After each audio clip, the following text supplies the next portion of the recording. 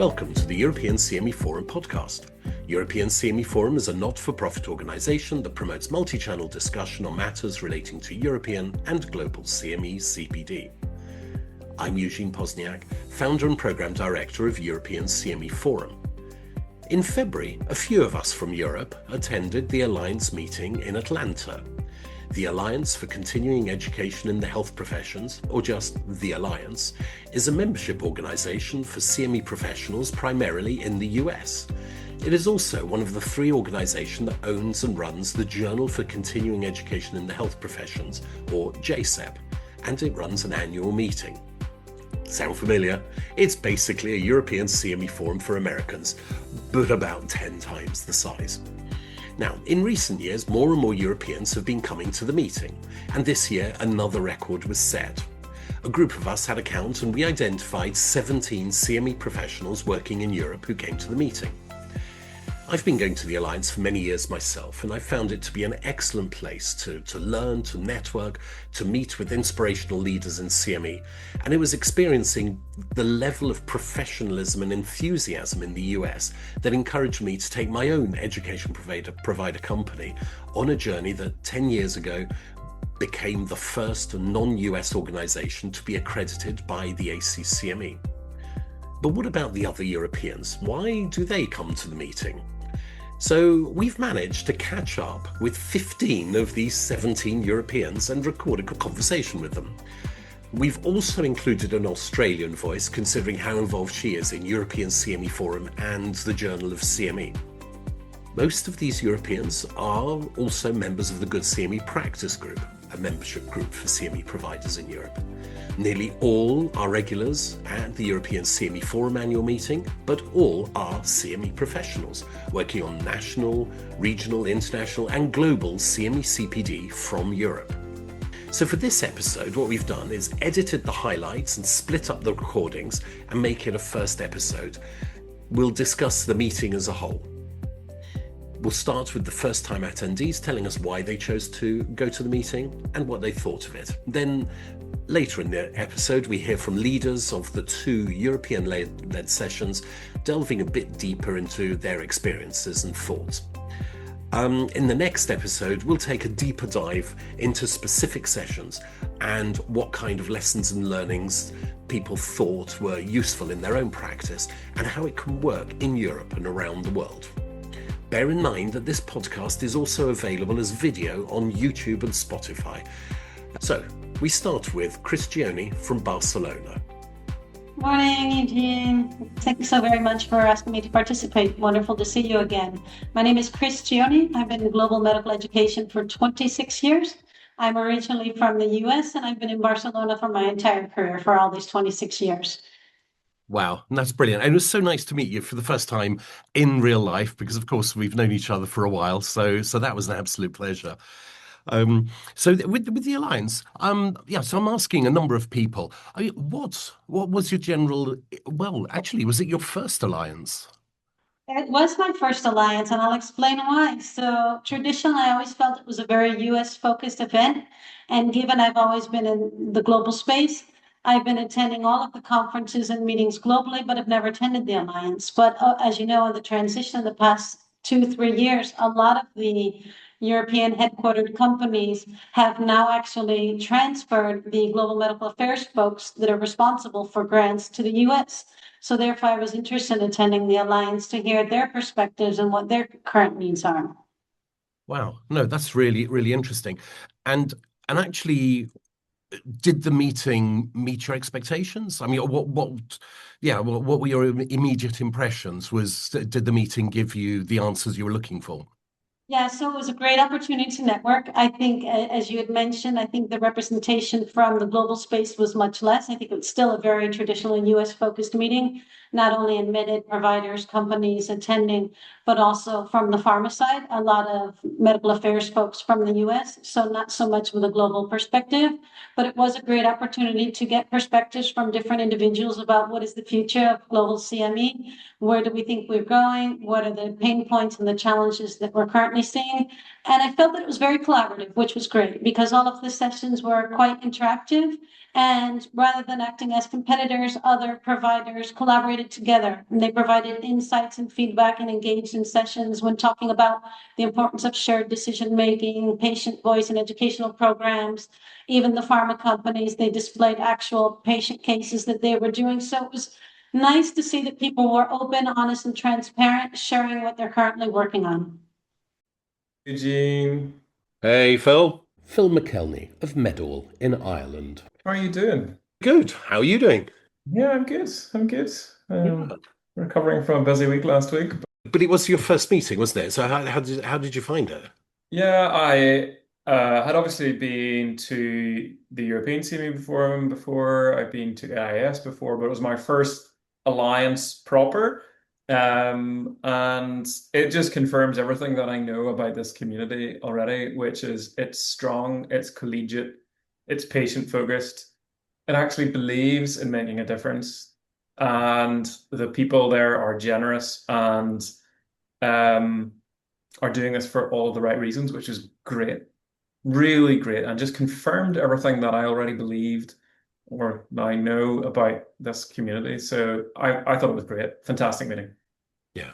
No, it's great. And the American meeting it's different. I mean, Americans already are much more collegiate, and you can get a table full of competitors to talk about common challenges and whatever. Obviously, not divulging family secrets or whatever.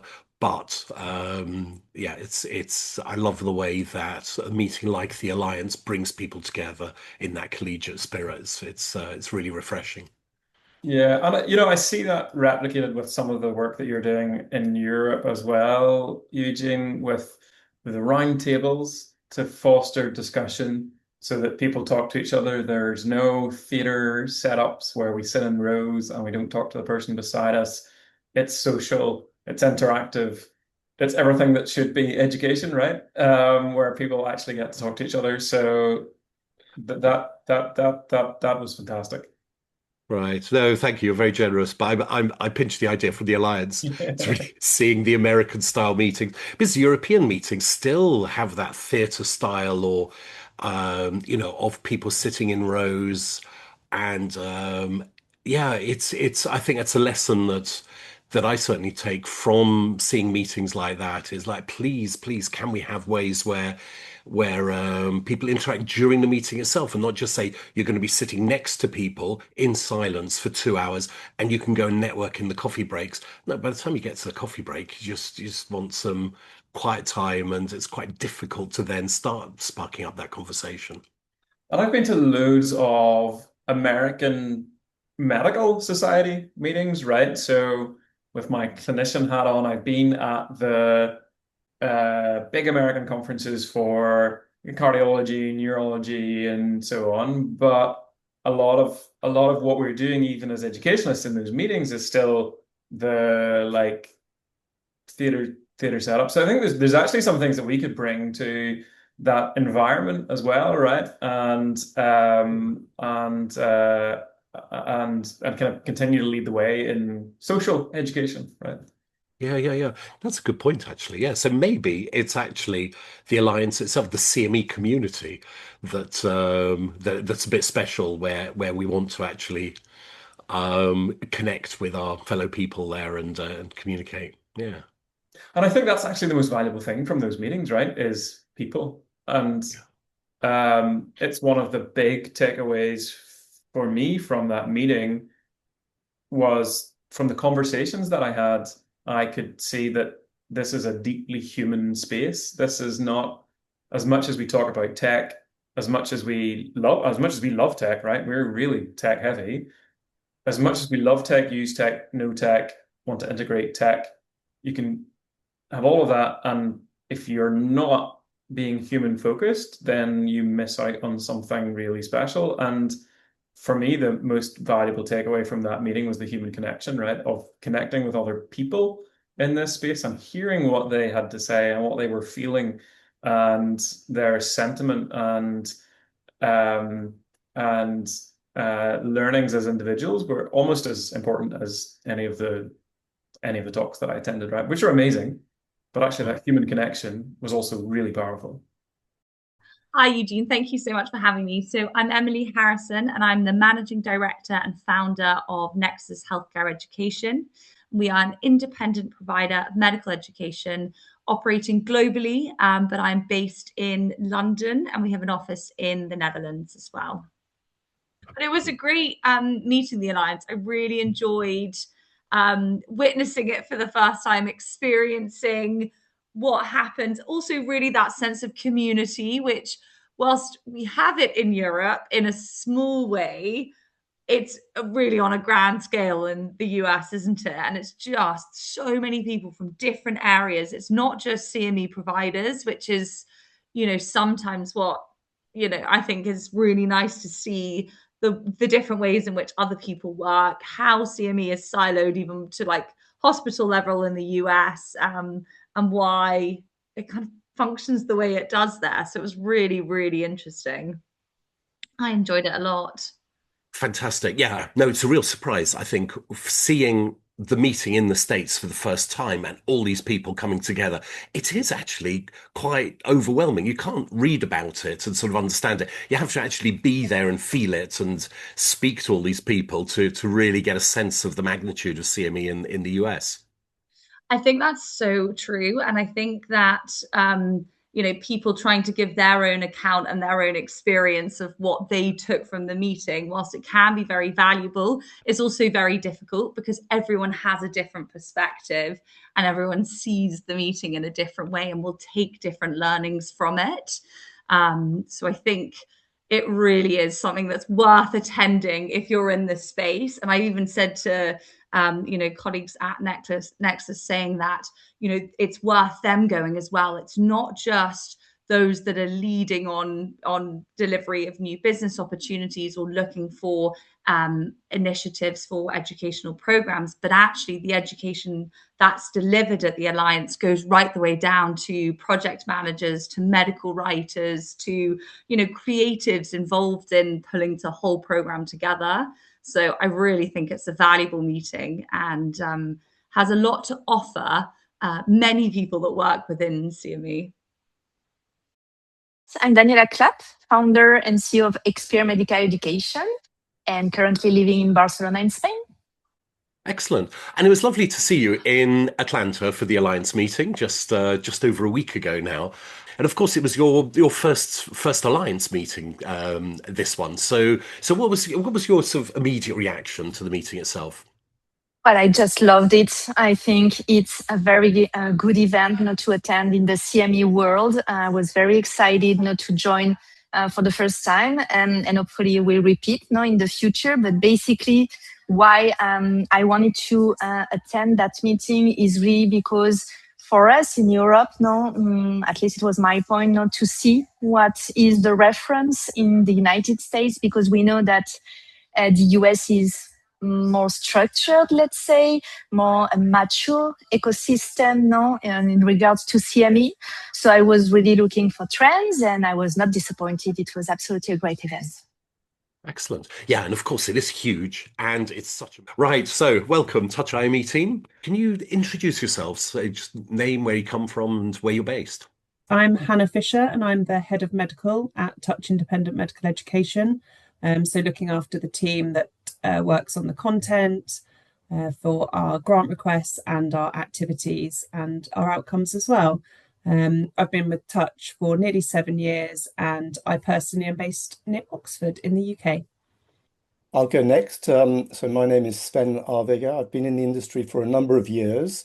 I've been at Touch just for about 8 months now, but obviously with my lack of hair, I've been around the industry a while. Been specifically in the medical education space for about the last 6 or 7 years now. I'm based in France and my role is trying to identify and find funds for our programs. My name's Joel Turner. I'm Head of Outcomes and Data Insights at Touch. I've been with Touch for 6 years now, just celebrated my 6th year here. So yeah, I'm based in the UK as well. I'm down in the southeast in Tunbridge Wells. Brilliant. So yeah, welcome. And it was fantastic to see you all in Atlanta for the Alliance. And just as a warm up, I suppose. Yeah, what's your general impression of the meeting, and maybe also what actually drove you to go to the meeting in the first place? So it was actually only my second year at the Alliance. So last year was my first time attending. And I think obviously working in the space of IME and CME, it was pretty obvious that the Alliance and the ACEhp is one of the main organisations and one of the main congresses for our field. So it seemed really important that we are attending and we are at those meetings. And from a personal perspective, the reason that I really enjoy going to the meetings is kind of twofold. So that networking opportunity with other professionals working in the field, with key societies and our supporters, is just critical. And that seems to be one of the hubs really to achieve that. And then also just the sessions, the caliber of the sessions at the meeting is just so relevant and interesting to the field. So worth the plane journey. So this was my first time actually going to one of these meetings in the US. I get over there quite a lot for other activities, for other congresses, but this is the first with the Alliance. It was, for me, extremely interesting to meet everybody. I felt really like it was a family. They were celebrating the 50th year, so maybe there are additional layers of welcoming and friendliness around, but I really enjoyed it. Those discussions, as Hannah said, were really great. People were open to discuss topics in quite some detail, a little bit more off the official presentations. I think those ones obviously are encadrés. They're structured to a certain amount, but the side discussions, the networking was really great. Thank you. And Joel, it was your first meeting as well, I understand. Yes, it was. Yeah, I really enjoyed it. I think, as Hannah and Sven have both said, the community aspect of it is really good. The networking was fantastic, sort of mixing and meeting a lot of people that you've kind of seen online on LinkedIn and things like that. And yeah, the personal development, sort of learning in all the sessions. Obviously, I attended with an outcomes focus, but there was so much to dig into, so many sort of good topics to get involved in. Yeah, it was a great meeting. Brilliant. So, I'm Elspeth Headley. I'm Global Director of CME at Springer Health Plus IME, which we're a global CME provider. I'm Caroline Helford. I work in Elsie's team at Springer Health Plus IME. So I'm the Business Development Director, working on both US focused programs and global ones as well. Thank you so much for joining me today to actually just have some feedback for what you thought of the meeting. But I mean, just generally, what's your sort of overall impression of the meeting? Caroline and I have been to two of these meetings together now. We missed last year, so we went to the one 2 years ago in New Orleans. It's a great meeting. I think, as we discussed, so many more European faces there this year, even compared to 2 years ago. I think it's a really important meeting to go to. We really missed and noticed not being there last year, particularly because we're a global CME provider. A lot of the education we provide is focused on the US. It has accreditation through the AMA. So for us, keeping up to date and then also having that to compare with the European perspective, which we get through the European CME Forum, Eugene, that you run, I think it's really good to have that balance and also to see where there's alignment as well between the two kind of target territories. Yeah, I just want to echo what Elle's saying. What I really valued about this meeting is such a rich mix of funders, providers, technical vendors, accreditors. It felt like a very inclusive meeting where not just at the networking sessions, but in the meeting agenda, there was lots of opportunities for everyone to get together and have open conversations about what is happening, what the successes are, what the barriers are, and coming together very openly to work through some of those challenges. So yeah, I really liked the meeting. Very long days, but very worth it. I think we ended every day going, oof. There's a lot, which is a great thing about going to these big conferences. My name is Katrina Ford. I'm one of the managing directors for Peer Voice. We are a global IME organization, but I'm based in London, and many of our team are based in Europe as well. Hi, I'm Monica Ghidinelli, Manager of Education Research, CME Accreditation and Partnership at the AO Foundation. That is a global organization with the headquarters in Switzerland. So I work in Switzerland. And we mainly we provide education for orthopedic surgeons. Great. Well, thank you very much for joining me today. What do you think of the meeting altogether, and maybe what prompted you to actually register and go to the meeting in the first place? Yeah, no, I've been going for the last few years now, and I find it invaluable as a sort of way to connect with a lot of the global grants managers that we work with. We don't get often to see them over this side of the world, so it's great for that, but also to meet with our colleagues. You know, a lot of us are competitors in real life, but it's a great time that we all sort of come together, share best practice, learn from each other, and really sort of help understand the framework for CME and how we can work together to make that even better. So I always find it really valuable for that. That's very interesting. It's almost the same for me in the sense that, I mean, we are working also in different countries. So it's always good to have an overview of what's going on in the US environment, since many trends come to that from that environment. And so also it's good to keep up to date with what's going on, and also regarding grants and I mean, the main offices and the supporters are based in the US, so it's good to have a touch base in that environment. Yes, yeah, that's it. No, it's a huge meeting with so many, varied people, and it's guaranteed, that you'll end up meeting the people you need to meet. Yeah, sure. you learn so much from each other as well, just from the sessions. And there's always something, doesn't matter how long you've been in the industry, you always come back with some little pearls of wisdom, I think, from these congresses. And it just makes me think how important it is for us to attend these meetings. You know, Alliance in the US, but also European CME for the side of the world as well. It's so important that we all keep connecting and keep collaborating to improve services in IME and CME. My name's Katie Eustace, and I'm Managing Director of Answers in CME. I'm based in The Hague in the Netherlands.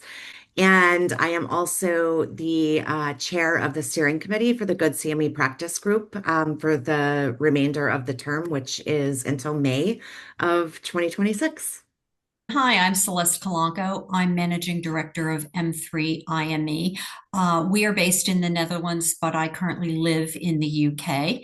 I too have been a longstanding member through several organizations with the Good CME Practice Group. And this is an exciting opportunity for me every year because, you know, I started my career in CME in the United States, was there for about 12 years. And then the last 12 years, I've been over here in Europe. So it's a nice contrast for me. Excellent. And of course, we're all Good CME Practice Group members, or GCMEP, which is nice. And we had a record number turning up to the meeting, as well as the record number of Europeans, which has sparked this conversation. But it's really good to see so many of our members able to get over to the Alliance. And of course, the session that the three of us were involved in on the Wednesday morning was a GCMEP-led one. But Celeste, you're officially sort of the chair of our session. Can you tell us a bit about that and the expectations you had, the reactions from the group, impacts on planning and things like that? Yeah, so it was an exciting session, I believe. We had a very good participation from a variety of different stakeholders. We had society people attending. We had supporters from the pharmaceutical area. We had quite a few organizations, continuing medical education companies from the States that came. And really what we focused on was how is it different to do CME, CPD, education in general, taking into cultural and generational differences that happen between the U.S. and in Europe, across Europe. And we said the title of our program was, "Is translation enough?" And basically the answer to that was no. That there are really a lot of cultural nuances country by country. And it goes beyond just accreditation standards. I think that we helped to clarify some information that people already knew, but I think we also got an opportunity to clarify some misconceptions about what happens over here from European CME. And I think the largest takeaway that we expressed is, if you really want to do quality CME over here in Europe, that what you really need to do is partner with somebody who does this on a regular basis. And it's much more than distribution. While distribution is very important, and having a large distribution network, if the content doesn't resonate, it's not going to work. And we also talked a little bit about, Katie talked about the generational differences. And one of the things that we really discovered was that, yes, there's generational differences in how people learn over here in Europe versus in the US. That kind of mirrors some of the same things, but at the same point in time, there is still that cultural overlap that we do find over here, which is important to consider. So that's kind of a summary of what we said. We had a lot of attendance, so obviously there is a huge interest in doing much more, shall we say, quote, global, unquote, CME, and I think we were able to kind of assist with that. Yeah, no, and I found it really interesting actually planning for the session, the kind of conversations that came up that we had between ourselves and with group members, and it's just not a matter of translation. I think Katie, your part was really interesting about the generational side of things. With any other sort of like surprises or points that you thought that excited you from our session? Well, I do think that Celeste gave a very good summary of what we did discuss. I think that, again, reiterating one of the important things to remember is not just the cultural, differences in executing education, whether you're US or rest of world or Europe, but also the generational gaps in the learning. So marrying those two together, it's really important to identify ahead of time in terms of what you want to, resonate with your learners, in addition to all of the other things like the content and ensuring that it's relevant to that particular audience. And I'll just reiterate the term that we actually coined in our presentation, which was Gen Graphic, which I really like that description because we're marrying together the generational differences with the geographical differences. So Gen Graphic, important to remember. But that was lovely. Yeah, and ultimately it's what we've been hearing for a while. It's the context which is king, and look to your learners to as to what's relevant to them. Eugene, I think you just said something that should be repeated. Everybody uses the term content is king, but you just said context is king. And I think that's a really important takeaway from there. It is all about not just the content, it's about the context. Yeah, wraps it all together. So I'm Robin Stevenson, and I've been the editor of the Journal of CME since it started about 12 or 13 years ago. And before that, I had a previous life as an accreditor, in that I was president of the European Board for Accreditation in Pneumology, which is the European word for pulmonology or chest medicine. And however, I put accreditation happily behind me, and I've thoroughly enjoyed being editor of the journal, and I'm hoping to continue with the journal, but perhaps not as editor-in-chief in the near future. Great, thank you, Lisa. Well, yes, and that's Robin's segue into perhaps my role now as the deputy editor of the Journal of CME. But I have a history of being in as a provider in Australia and working globally. And now that I'm a student doing my PhD at Flinders University in Adelaide, Australia, I'm basically not doing any providing work anymore, and I'm really a student and a deputy editor and loving every minute of both. So. Excellent. Yeah. So very firmly still in the world of CME CPD. And Absolutely. so I mean, just in general, what do you think of the Alliance as a meeting? Me? Yeah. We'll start with you, Lisa. Well, I have to say, I think the Alliance is a really, it's a good meeting. It's very busy and there's an enormous number of sessions. So you tend to miss things because they're running parallel. But the sessions that, if you're careful with what you select, the content is very high quality. I went to some excellent sessions. And so I think from a CPD perspective, it's a really well worthwhile meeting to attend. Which is why I've attended, probably 15 or more of them in the last 20 years. So, yeah. And Robin, what's your impression of the meeting?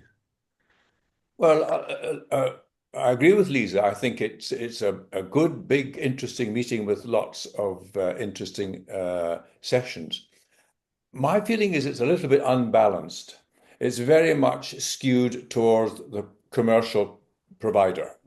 And there's relatively little representation of physicians and physicians involved in CME, perhaps within the hospital setting, and also relatively few people from the scientific societies.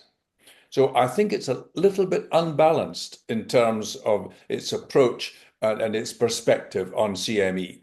Having said that, I thoroughly enjoyed the meeting and found it stimulating in many ways. However, that would be my only sort of caveat about it. I think I would agree with that, Robin, because where I saw more of the infiltration of societies and so on was in the poster sessions, because in the posters there were lots of societies or university hospitals and so on, whereas you see less of that in the actual presentation sessions. So it seemed to me that more of that sort of academic side was appearing in the posters, and some of them were extremely good. Particularly the very big size that they had this year, which I really liked. So, yeah, I would agree with you. I think it is very skewed, or it appears very skewed towards the commercial providers. Yeah, and that's a real challenge for all these meetings. I mean, we know from European CME Forum, to try and have a spread of the different stakeholders in CPD. You sort of end up with focusing on one group more than another, and because there are the commercially supported CME is such a major topic at the Alliance, so it tends to attract those kind of people. And I'm sure there are other meetings, like the ACCME's meeting would have more the accreditors and the medical societies going to that. Yeah, it's quite a tough mix. And it is interesting because I specifically attended one of the research sessions, which was on IRB, on the International Review Board. And that was incredibly informative, really valuable. There weren't terribly many people in the room. Maybe there were 15 people in the room, but the faculty were extremely experienced. They gave us some terrific insights. I learned a lot.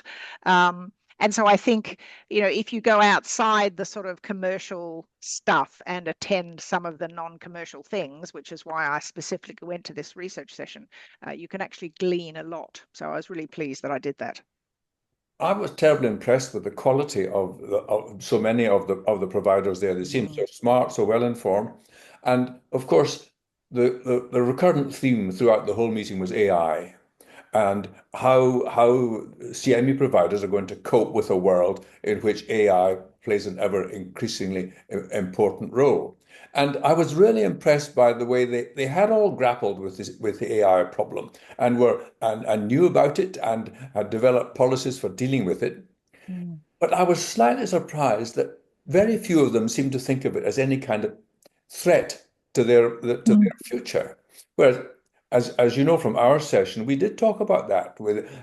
In a sense, AI does represent some kind of existential threat to a CME, a commercial CME, perhaps even to any kind of CME provider. And we talked about that in our session, but it didn't seem to resonate with anybody. I don't think it's an idea that has percolated through to the CME community. Now, maybe that's because we've got it wrong, and perhaps our anxiety or our gloomy prognostication is ill-founded. Who knows? But so that was one thought that I had, and I thought it in many sessions I went to. I thought, why are these people not more worried? And of course, we should say, we had our session was on the Thursday morning, and tied in a number of themes there. It could just be the AI is actually still in its fledgling state, and the true impact isn't being felt yet, and we can't see which direction it's going in. Yeah. I think one of the things that I have always enjoyed about the Alliance is the ease with which the participants get into doing the workshop stuff. They don't sit back and sort of think, oh, well, I don't want to do this. They throw themselves in, they get very involved, they're integrally interested in what's coming out of the workshops. And I think it's never been any different to all of the Alliance meetings that I've attended. And I think that's really splendid, because everybody, even though half the time they don't know each other, they chip in and sort of work towards trying to solve the cases that are presented to them, which I think is terrific. Yeah. I agree with that. And in a way, that's what I was saying, how well informed they were about the background, particularly in the case of AI, and could think constructively about the relationship between CME provision and AI. Absolutely. Americans are much more happy to sit around a table with their competitors, which Absolutely. is really what they are, to actually discuss, common challenges, common themes, objectives, etc. And actually that collaborative nature comes easier at a meeting like the Alliance, and it's really energizing to feel that. And we've tried to recreate that, of course, in CME Forum, where we do achieve that and people love it. But actually, it's not a new concept. But seeing that, especially the case that we did, Lisa, that you ran in the session, just seeing how people really got their hands dirty and into the nub of problems. And I think what it was, lovely that one lady that I asked, and she said, "Well, I don't think we had enough information. We wanted to be able to ask more." I mean, no holding back at all. Just get right in and say what you think. So I thought it was really excellent. Yeah. Although the one thing that struck me about the session was, we wanted to raise the possibility that the doctor's performance, the physician's performance, was not up to it, and that perhaps they were the problem, and the audience seemed uncomfortable with that idea that they should perhaps turn against the physicians and saying you guys are not as good as you think you are. I thought it was strange in a way. But I wonder whether, because we didn't have many physicians in the room, we would have had allied health workers, and there's no doubt that allied health workers, nurses and pharmacists and so on, are always less comfortable putting the doctors on the spot. I don't think it's changed since you and I were in medicine all those millions of years ago, Robin. So I don't think that's changed. Well, that's right. That was Lisa Sullivan with the last comment, our voice from Australia and honorary European for this episode, joining in with the 15 Europeans with their initial thoughts about the Alliance meeting that took place in Atlanta in February. In the next episode, we'll dive deeper, getting everyone's thoughts about the meeting itself, which sessions they found useful, the things they learned, and how it complements and enhances their experiences and practice of CME CPD in Europe and around the world. Thank you for listening, and join us next time as we discuss all things CME CPD.